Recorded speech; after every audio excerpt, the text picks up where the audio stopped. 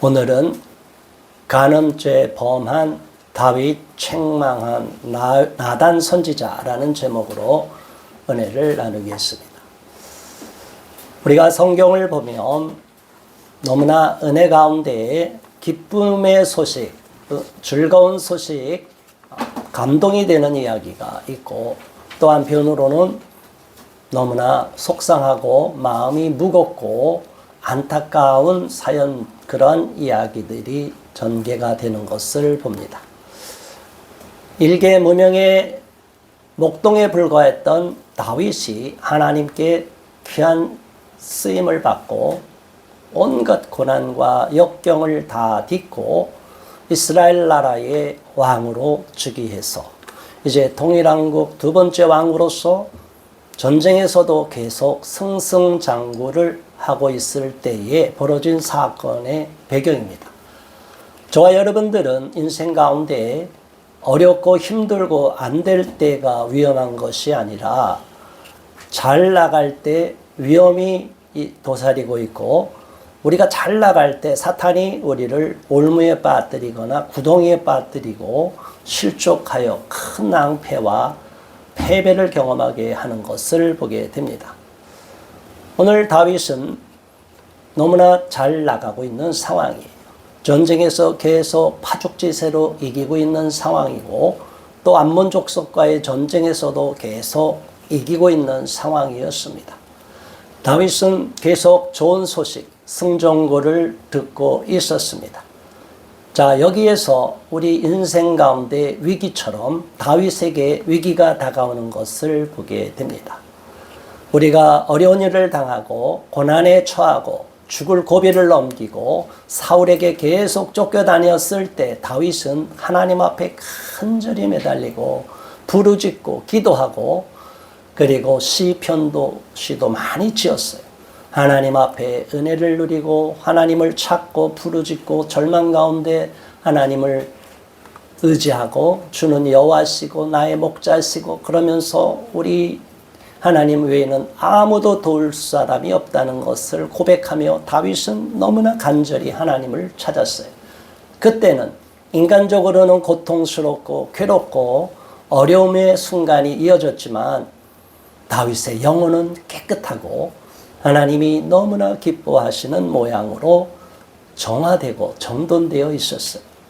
그런데 다윗은 승승장구를 하고 또 이스라엘 나라의 왕으로서 마지막으로 남아있던 이스보셋, 사울 왕의 넷째 아들까지 다 제압하고 이제 비로소 헤브론에서 7년 반의 세월을 지나고 유다 지파만의 왕이 아니라 이스라엘 12지파의 왕, 통일왕국 시대의 두 번째 왕으로 즉위하고, 또 법궤를 찾아오기를 원해서 베레스 우사 사건을 통해서 잠시 고통을 겪었지만 결국에는 준비된 모양으로 레위지파 코앗 자손이 어깨에 메고 법궤, 하나님의 궤, 언약궤를 모시고 오면서 다윗은 일생 가운데 하나님께 기쁨이 되는 자가 되고 많은 백성으로부터 칭송을 받는, 그리고 그 이후로 영토를 확장하고 이웃나라와 전쟁을 일으켜서 계속 이기고 있는 상황이에요. 우리에게 위기는 바로 이럴 때 다가온다는 것을 다윗의 이 실패 사례를 통해 깨닫게 됩니다. 우리 인생 가운데 잘 나갈 때, 모든 일이 형통할 때, 지난날 어려움이 있을 때 하나님께 기도하는 그 모습과 지금 저와 여러분이 잘 되고 모든 것이 큰 어려움 없이 흘러가고 이제는 하나님께서 나를 사랑하시고 나를 지켜주시고 나를 보호하시고 또 사용하여 주시는 것에 대하여 이제 하나님 감사합니다, 감사합니다, 안심하고 방심하는 사이에 사탄은 도적같이 우리에게 침입합니다. 우리의 가장 약한 부분을 치고 들어옵니다. 저와 여러분들에게 약한 부분이 어디 있는지 그 부분을 먼저 알고 유비무한 대비를 해야 되는데 다윗은 그렇지를 못했어요. 아니, 그렇게 하다가 잠시 방심하게 되었어요. 다윗이 어떤 사람입니까? 저는 다윗을 볼 때, 또 다윗의 시편을 읽을 때 다윗이 어떤 성정의 사람인지를 잘 이해하게 되고, 정말 다윗이 너무나 섬세한 사람이고 감수성이 충만한 사람이고 로맨티스트고 이성의 매력에 쏙쏙 빠져드는 연약함도 있는 사람이고 전쟁에선 용맹스러운 장수였지만 또 통치자로 왕까지 되었지만 다윗에게는 약점이 있는데 너무 지나친 예술적 감수성이 있었어요. 저도 예술적인 감수성이 있기 때문에 예술하는 사람들 또 문학하는 사람들과 어울려서 한때를 보냈을 때 그들에게는 좋은 작품을 쓰기 위하여 몸부림치는 가운데 그런 모든 것은 다 그냥 지워버리고 그 시대의 사회 윤리는 다 벗어버리고 오직 예술 지향주의로 지상주의로 나갈 때 거기에 성적인 일탈 많은 것들이 일어나는 것을 보았습니다.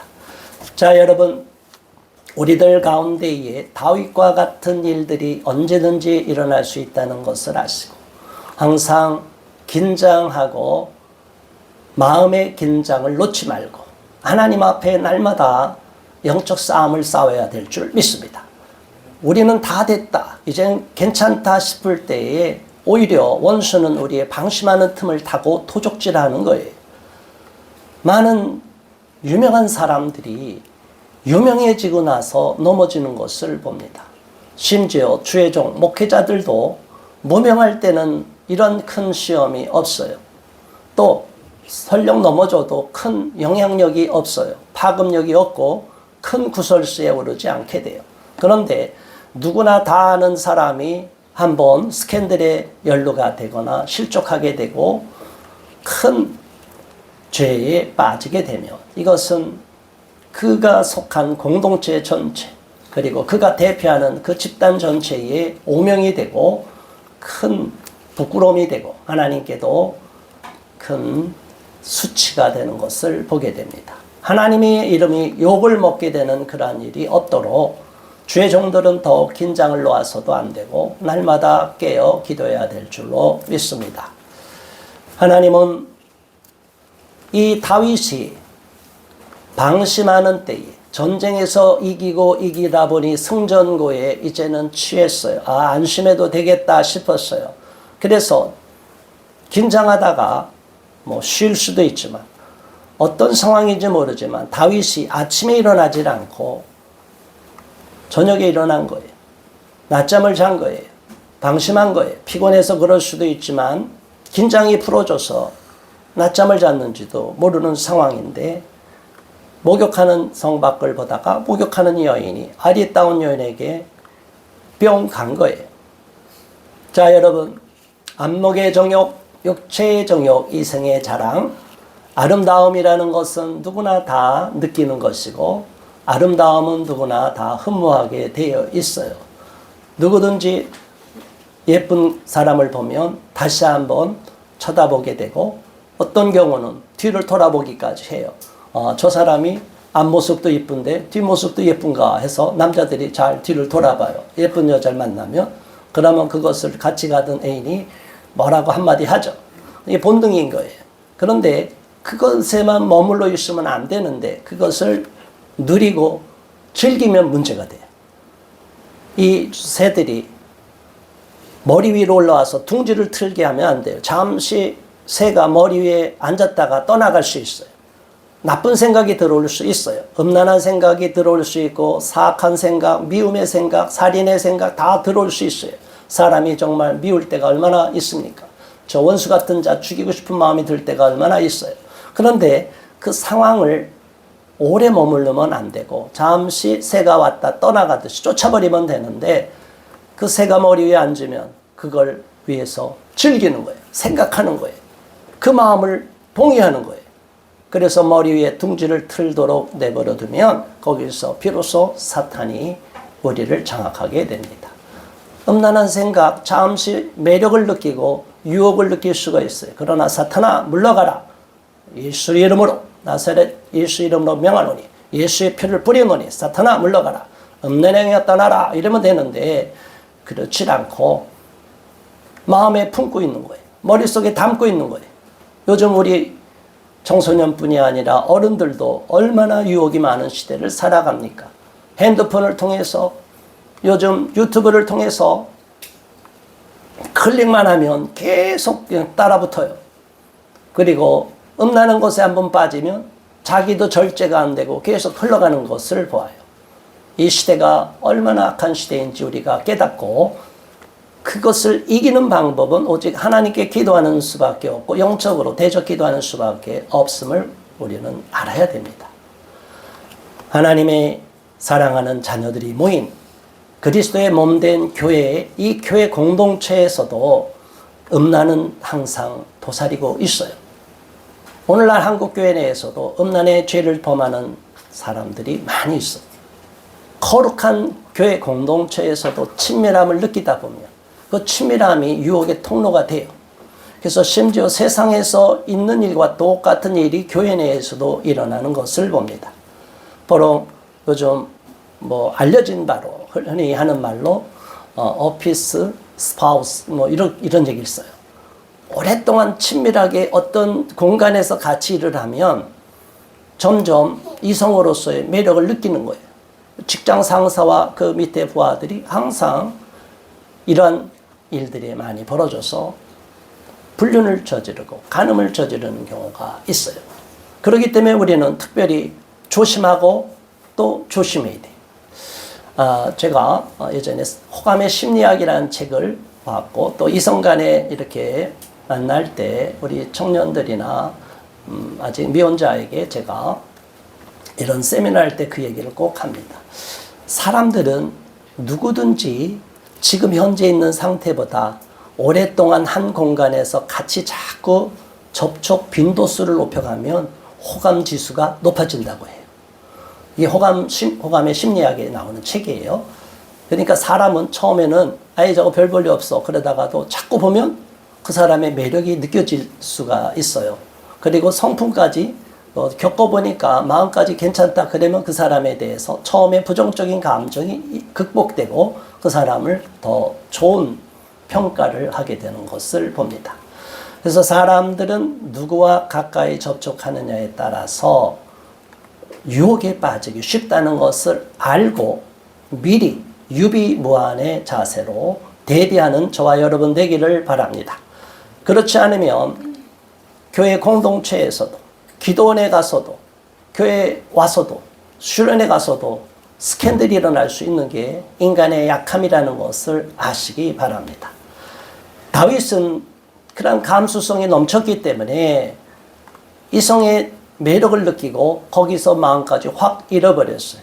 긴장을 놓치지 않았다면 한번 보고 탁 치웠을 텐데 너무나 잘 나가고 있는 상황이고 이제 자기를 위협하는 사울의 잔존 세력은 다 없어진 상황이에요.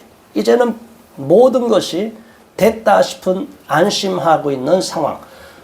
적들이 주변에 있지만 우리 군대들이 가서 요압 장군을 앞세워서 다 승승장구하고 있는 상황이었기 때문에 다윗은 이제 마음에 방심하고 있었던 거예요. 바로 이럴 때에 밧세바 사건이 일어나서 밧세바를 성으로 들여서 결국에는 간음죄를 저지르고 아이를 임신했다는 소식을 듣고 나서는 더 무서운 죄를 저지르게 돼요. 거기서 일을 처리해야 되는데 완전히 자기의 그 지은 죄를 하나님 앞에 통해 자복하고 그 선에서 빨리 돌이켜야 되는데 다윗은 그렇지 않고 그 죄를 숨기기 위하여 더 큰 죄를 저지르게 됩니다. 우리아를 통하여 이 상황을 모면하려고 하다가 우리아가 얼마나 충실한 장군인지 이스라엘 지파가 아니에요. 그 당시 가나안 7족속 중에 하나인 헷 지파, 히타이트족이 이 헷 지파에서 유다의 백성으로 이제 이방인이지만 유대교를 믿는 자로 들어오고 이제 유대인의 큰 충실한 군사 큰 장군은 아니지만 군사 지도자로서 굉장히 영맹스러운 군인으로서 알려진 사람이에요. 그러니까 우리아는 전쟁터 중에 왕이 불러서 들어와 갖고 집으로 가라고 했는데 집에 가서 아내와 잠을 자지 않고 우리 군대들이 이렇게 싸워서 죽음을 앞두고 싸우고 있는데 어떻게 나만 집에 가서 쉴 수 있느냐. 그래서 하룻밤을 그냥 성에서 지냈어요. 그 소식을 알고 다윗이 또 한 번 그랬는데 그 다음날도 똑같이 집에 안 들어갔어요. 자, 여러분, 이렇게 하기가 쉬워요, 어려워요? 다윗은 너무나 충성스러운 신하였고 충성스러운 군인이었어요. 그런데 여기에서 다윗은 자신의 죄를 감추기 위하여 더 큰 죄를 저지르게 됩니다. 우리아를 결국은 죽일 수밖에 없겠구나. 그리하여 요압 장군에게 성으로 가까이 가서 우리아를 앞세우고 성으로 가까이 진격해 들어가고 군대는 뒤로 빠지라. 그럼 어떻게 해요? 우리아 혼자 남아서 적에게 죽임을 당하는 일을 겪게 됩니다. 자, 이렇게 해서 우리아는 죽고 다윗은 자기의 죄를 감춘 것처럼 보이고 밧세바는 자기의 죄로 인하여 남편이 죽은 것을 보고 통곡하고 있는 상황에 그 여인을 성 안으로 들이고 궁으로 들여놨어요.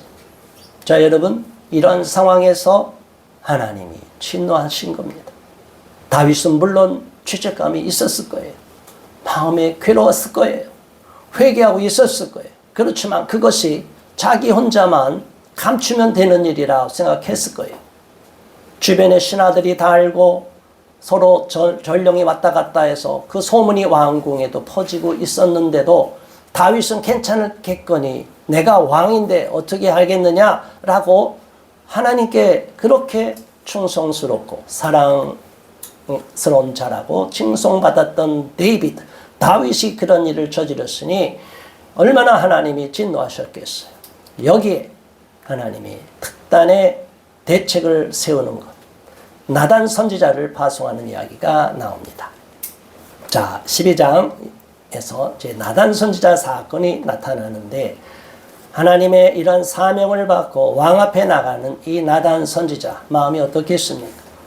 아무리 성군이라고 하더라도 이미 다윗은 범죄를 저지른 왕이고 감정이 격강되어 있을 수 있고 그 죄를 감추기 위하여 민감해 있을 수 있는 상황에 직언을 한다면 자칫하면 자기 목이 날아갈 수도 있는 상황인데 나단 선지자는 하나님의 사명을 받고 담대히 왕궁으로 들어갑니다. 1절 말씀 함께 봉독합니다. 여호와께서 나단을 다윗에게 보내시니 그가 다윗에게 가서 그에게 이르되 한 성읍에 두 사람이 있는데 한 사람은 부하고 한 사람은 가난하니 2절 그 부한 사람은 양과 소가 심히 많으나 3절 가난한 사람은 아무것도 없고 자기가 사서 기르는 작은 암양 새끼 한 마리뿐이라 그 암양 새끼는 그와 그의 자식과 함께 자라며 그가 먹는 것을 먹으며 그의 잔으로 마시며 그의 품에 누움으로 그에게는 딸처럼 되었거늘 4절까지 하겠습니다. 어떤 행인이 그 부자에게 오매 부자가 자기에게 온 행인을 위하여 자기의 양과 소를 아껴 잡지 아니하고 가난한 사람의 양 새끼를 빼앗아다가 자기에게 온 사람을 위하여 잡았나이다 하니. 자, 이 나단 선지자가 와서 왕이여 평안하십니까?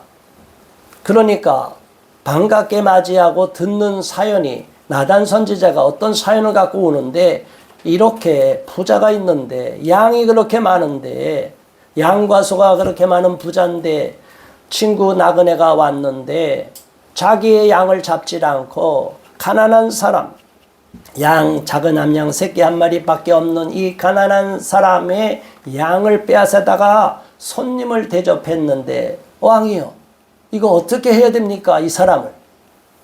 자, 여러분. 다윗이 멍하니 있다가 말도 안 되는 거예요. 아무리 자기도 잘못을 저지르고 죄를 저질렀지만 이런 괘씸한 놈. 그런 자를 가만히 두면 되겠느냐? 자, 여러분. 우리도 모르게 이런 허물이 있는 것을 아시고 회개하시기 바랍니다. 저와 여러분이 5절 시작. 다윗이 그 사람으로 말미암아 노하여 다단에게 이르되 여호와의 살아계심을 두고 맹세하노니 이 일을 행한 그 사람은 마땅히 죽을지라. 그래 그런 놈은 당장 잡아들여 죽여야지 이런 뜻이에요. 자, 여러분 죽을 죄를 저지른 거예요. 양 한 마리를 빼앗은 것도 이렇게 큰 죄예요. 얼마나 큰 죄예요. 그렇죠? 양은 여러 마리고 심지어 양 한 마리 뺐으면 그놈 데리고 와라. 그리고 부자한테 양 10마리 줘라. 이렇게 할 수도 있는데 다윗은 바로 이런 죽일 놈 이렇게 얘기한 거예요. 얼마나 다윗의 마음도 이건 아니다. 그러니까 심정적으로 우리 이 나라 돌아갈 때 보면 나라를 외국에다 팔아먹으려고 하는 자들이 얼마나 많아요. 지금 친일파라 친일파 말하는 자들이 일본에 여행 더 많이 가요. 미국을 싫어한다 하는 사람들이 미국에 더 가요. 말이 돼요. 그리고 나서 친일파를 그렇게 척결하라. 친일 청산이 안 됐다. 그게 몇십 년이 지났는데 이미 김대중 대통령 때 한일 문화교류까지 다 해갖고 우리가 이제 K-팝의 토양이 그렇게 김대중이 한일 교류 때문에 이루어진 거예요. 배상금 받고 그런 것부터 한일 교류가 돼서 우리나라가 이만큼 선진국이 된 거예요. 그런데 옛날에 일제시대의 것을 행주를 쥐어짜듯이 마르고 닳도록 계속 쥐어짜갖고 친일파에서 자기들의 목적을 달성하려는 이 사악한 시도가 있어요. 절대로 넘어가면 안 됩니다. 마찬가지로 오늘 이 시대에 중국이랑 친해져서 우리가 경제 번영을 이루었다 그래서 안미, 경중 이런 식으로 안보는 미국한테 무임승차하면서 경제는 중국으로부터 혜택을 받았으니 경제는 중국이랑 잘 놀고 미국은 우리가 수출해서 항상 우리한테 수출 이익을 주는 적자를 보는 게 아니라 미국의 어마어마한 흑자를 보는 미국이 없으면 우리나라가 이렇게 발전할 수가 없었던 거 아니겠어요. 그런데 그것은 다 배은망덕하게 잊어버린 거예요. 만약 우리나라에 어떤 가난한 나라가 있어서 우리가 도와줬단 말이에요. 그런데 배은망덕해갖고 조금이라도 우리나라한테 손해보고 배신한다고 하면 여러분 어떡할까요? 우리나라 국민성으로 보면 바로 그 나라는 그냥 단절을 하라. 국교 단절하라고 난리가 날 거예요. 하나 예를 들면 우리 KF-21 비행기를 인도네시아가 서로 투자를 해갖고 공동 개발하기로 했는데 인도네시아가 얕은 꾀를 부려서 자꾸 돈을 안 주고 조그만 기술만 빼가고 있었어. 지금 인도네시아에 대한 그 감정이 굉장히 안 좋아요, 국민들이. 자, 그런데 그거보다도 더 감정을 상하게 하고 미국은 우리나라 6.25 전쟁 때 수만 명의 미군의 그 당시에 최고 엘리트 학생들이 대학생들 중에서 가장 엘리트들이 우리나라에 와서 다 피를 흘리고 죽었어요. 우리나라로 보면 스카이 이런 대학들 학생들이 다 참전해서 다 죽었단 말이에요.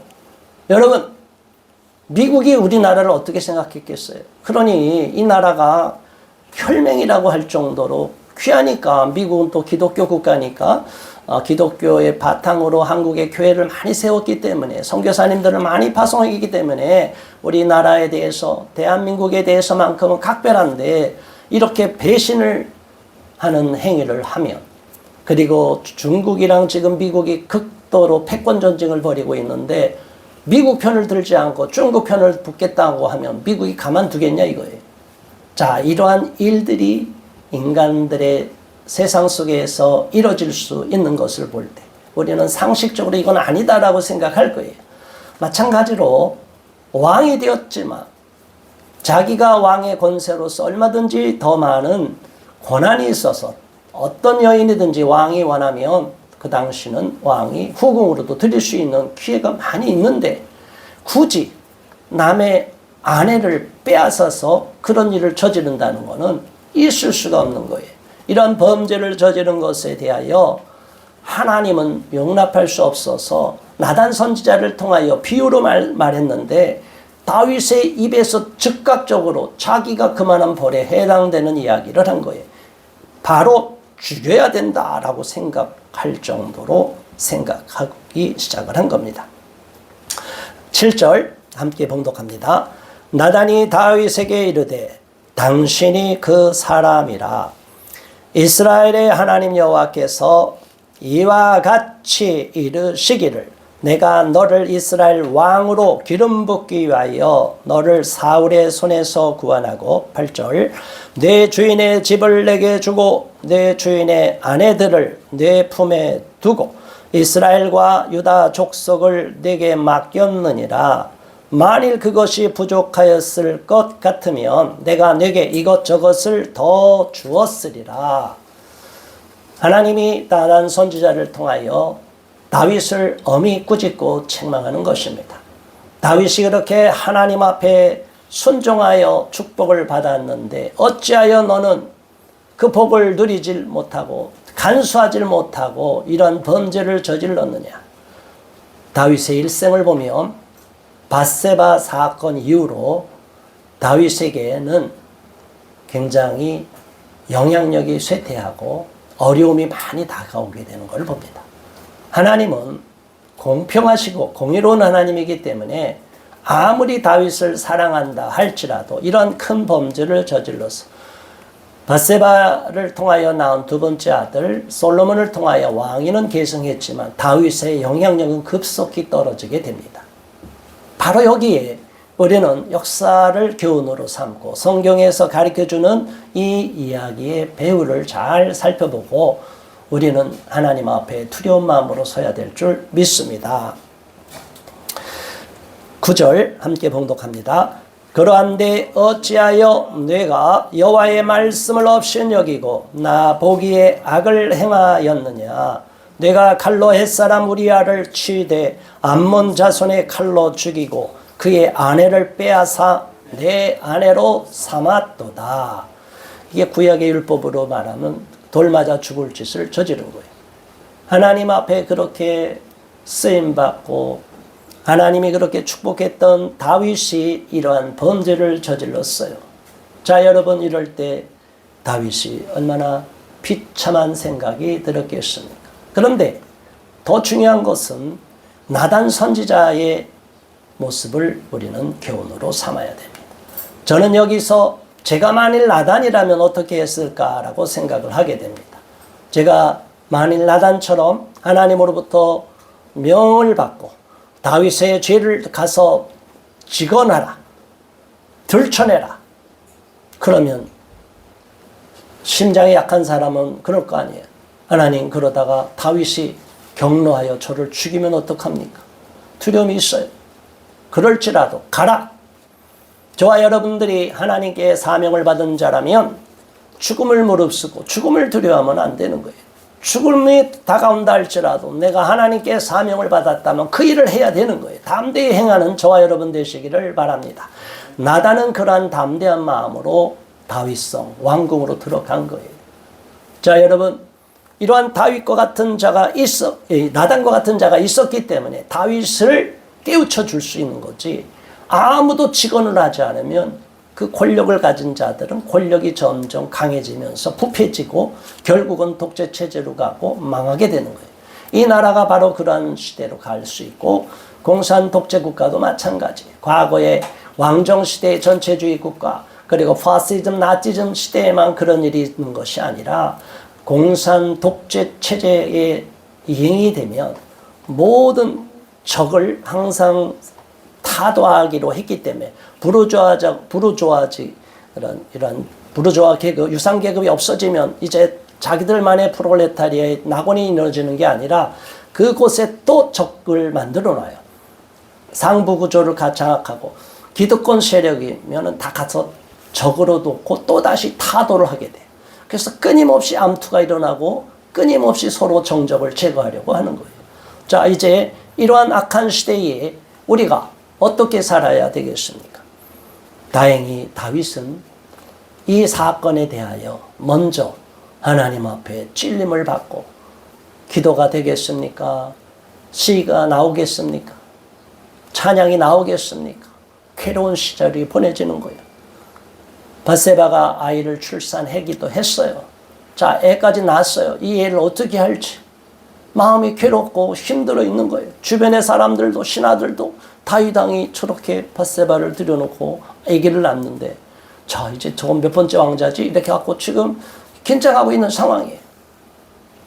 그런데 나단이 와갖고 범죄한 것을 지적하고 10절 시작. 이제 내가 나를 업신여기고 햇사람 우리아의 아내를 빼앗아 내 아내로 삼았은즉 칼이 네 집에서 영원토록 떠나지 아니하리라 하셨고 11절 여호와께서 또 이와 같이 이르시기를 보라 내가 너와 네 집에 재앙을 일으키고 내가 내 눈앞에서 내 아내를 빼앗아 내 이웃들에게 주리니 그 사람들이 내 아내들과 더불어 백주에 동침하리라. 얼마나 무서운 말을 한 거예요. 똑같이 갚아주리라는 거예요. 그래서 나중에 자식이 반란을 일으키고 자기 자식이 자기의 후궁을 많은 사람이 보는 앞에서 백주에 겁탈을 했는 이 끔찍한 일들이 벌어져요. 이 성경은 이런 인간의 죄악이 처참한 사실이 그대로 기록이 되어 있는 거예요. 숨기질 않은 거예요. 인간의 죄는 그대로 드러내는 거예요. 그리고 죄를 저지르고 회개하면 또 회개한 대로, 회개하지 않아서 망한 자는 또 망한 대로 다 그대로 기록하기 때문에 우리는 하나님의 말씀을 있는 그대로 받아들이고 그 속에서 깊은 깨달음을 얻고 하나님을 두려워할 수 있기를 바랍니다. 하나님은 인간이 범죄하더라도 내버려 둘 수도 있어요. 잠시 침묵하고 계실 수도 있어요. 그러나 그 침묵이 영원하지 않다는 것을 아시고 우리가 하나님 앞에 범죄한 일이 있다면 얼른 뉘우치고 돌이키고 하나님 앞에 온전한 자로 회복이 되어야 될 줄 믿습니다. 자, 12절 너는 은밀히 행하였으나 나는 온 이스라엘 앞에서 백주에서 이 일을 행하리라 하셨나이다 하니 결국에는 이 사건으로 인하여 다윗이 자기의 죄책감이 깊이 있고 또 영향력이 급속히 떨어짐으로 인해서 자식들 간에 이제 암몬이 그 압살롬의 누인 디나를 겁탈하는 이야기가 나오고 근친상 거기서 죽이고 근친 간에 서로 죽이고 살해가 일어나고 도망가고 또 압살롬을 나중에 돌이켜서 다시 몇 년이 지나서 왕궁으로 불렀는데 이 압살롬이 다윗 왕에 대한 아버지에 대한 원한을 가득히 품고 반역을 일으키고 반역을 꾀하게 됩니다. 왜냐? 아버지로서 권위로서 잘못한 이 암논을 엄히 꾸짖어야 되는데 가만히 둔 거예요. 왜 그랬겠어요? 다윗이 이미 자기도 큰 죄를 저질렀기 때문에 이거를 엄하게 다스리지 못한 거예요. 자식들을 방치한 거예요.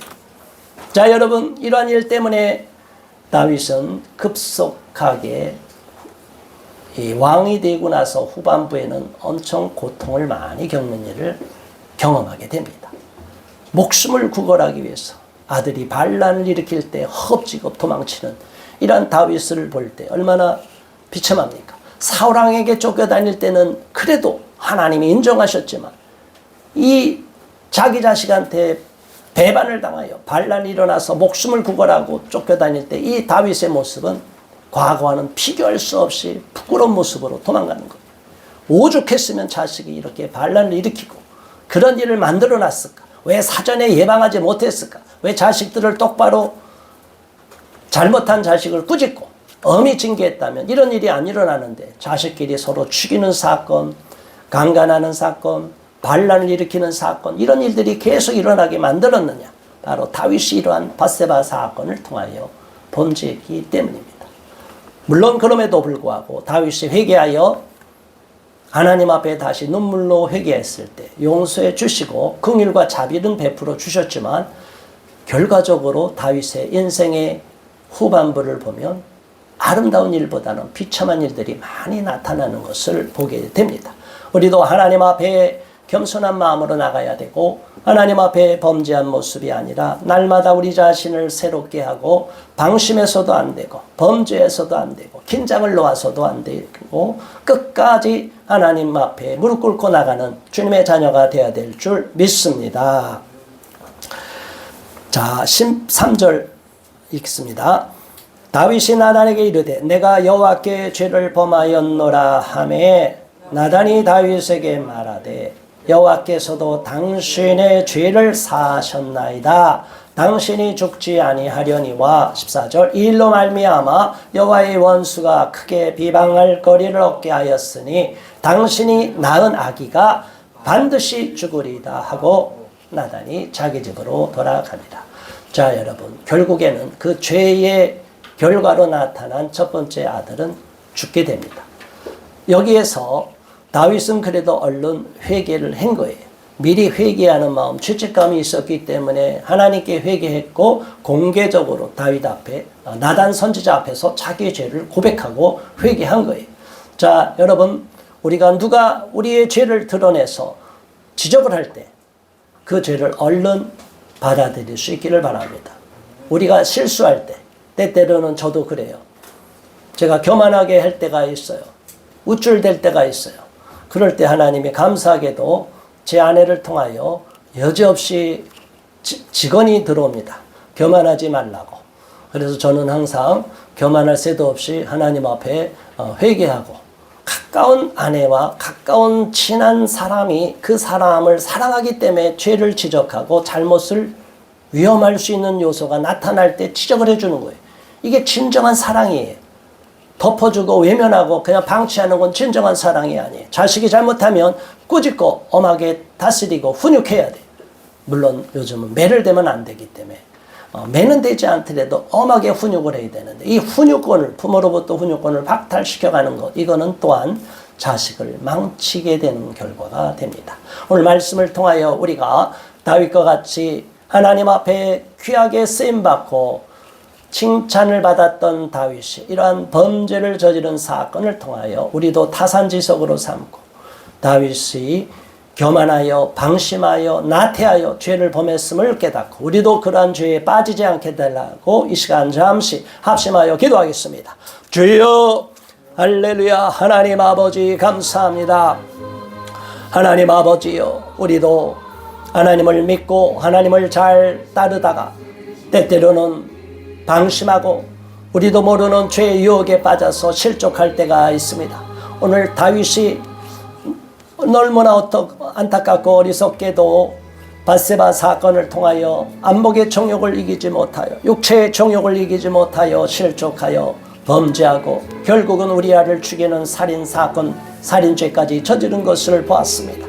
하나님, 우리도 누구든지 다윗과 같이 넘어질 수가 있음을 고백합니다. 나 또한 하나님 앞에 교만하고 아니라고 방심할 때, 게으를 때 이렇게 사탄에게 올무에 빠지고 실족하여 죄에 빠질 수가 있음을 깨닫고 두려운 마음을 듭니다. 하나님, 회개하오니 용서하시고 긴장을 놓지 말고 끝까지 하나님 나라에 갈 때까지 우리에게 맡겨주신 사명을 붙잡고 쟁기를 잡고 뒤를 돌아보지 말고 열심히 주를 향하여 충성을 다할 수 있도록 인도하여 주시옵소서.